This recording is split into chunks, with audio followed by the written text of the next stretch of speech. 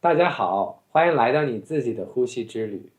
接下来我来介绍 Apana Vayu 第二个气息舞式的练习。Apana Vayu 的区是在肚脐以下，围绕着到腰，一直到盆底和盆骨里这个区。它的主要功课和负责是排出，排出。有个秘密在这里，很多人以为鼻子在负责呼气，或者嘴，或者喉咙，但是实际上这些是管道，这些是管道而已。那呼气的马达在哪里？呼气的马达是 Apana Vayu。Apana Vayu 的练习会教你的身体怎么去排清你的大肠、小肠，怎么去准确的运营你的下半身。如果你有任何排的问题，或者黏的问题，或者不顺的问题，或者身体轻重的问题，这个练习特别适合你。那我们试试 Apana Vayu 的练习。你可以腿必须继续保持直正，或者可以翘起来。我的推荐是两个腿在一起，脚跟分开一点，这样你的髂腰肌和内腿会完全放松，命门会落地。落了之后，落得比较稳之后，我们可以把手放在下腹上，肚脐以下4个手指距离，离你的肚脐一直钻到腰椎的前线，这是我们的练习。当然360度都会在收，而还有盆底会往上提，肋骨也会被往下拽。我的画面是我这里住着一个小小的 Raymond， 小小的 Raymond， 然后它像100万、1000万、好几亿的风筝，每个单细胞我身体上有个小小的线，风筝没有拽的线的弹力，它就会掉。所以随着呼，我们要微微的、轻轻的把所有的单细胞朝这个地方去拽，然后像露水一样，在一个蜘蛛网上，这个是个画面感，对吧？你会清洁那个单细胞需要清洁的东西，因为 Apana Vayu 负责排出。我们试试练。初学者可以故意的吸满这个区，也可以再去收它。初学者可以吸它，再去呼它。如果你找不到感觉，你可以加个声音，在背后。但是这个震动虽然来自这儿，它的推力来自这个区。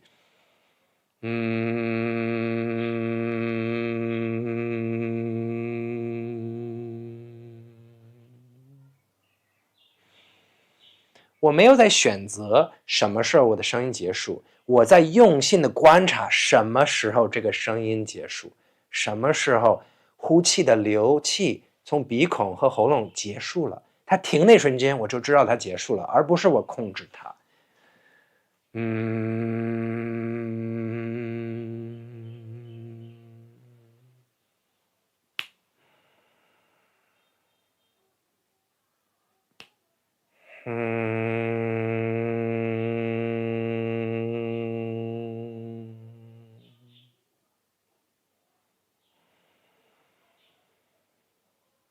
我们谈谈几个反效果的问题。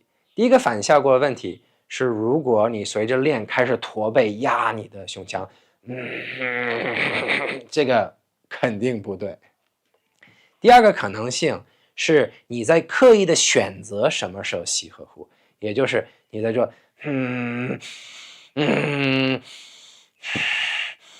我们许想要体验大量的自然吸，是主动呼自然吸。什么意思？你可以设想一个浴缸里的水，随着水漏出去，你可以把塞子放回去，然后等雨过来。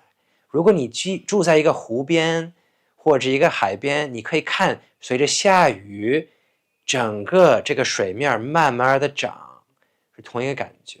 我们再好好的练几遍在一起，好吧？6到8遍。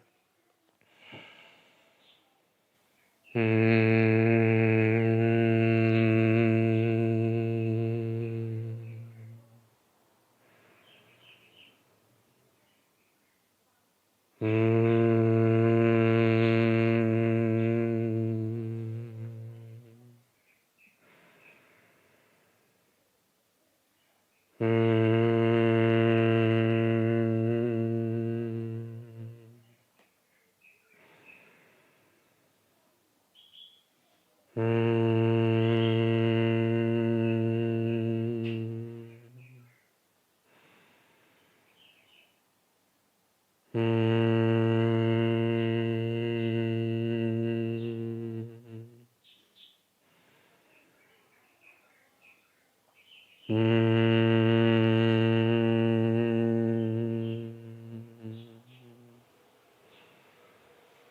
习完了，放松一会儿。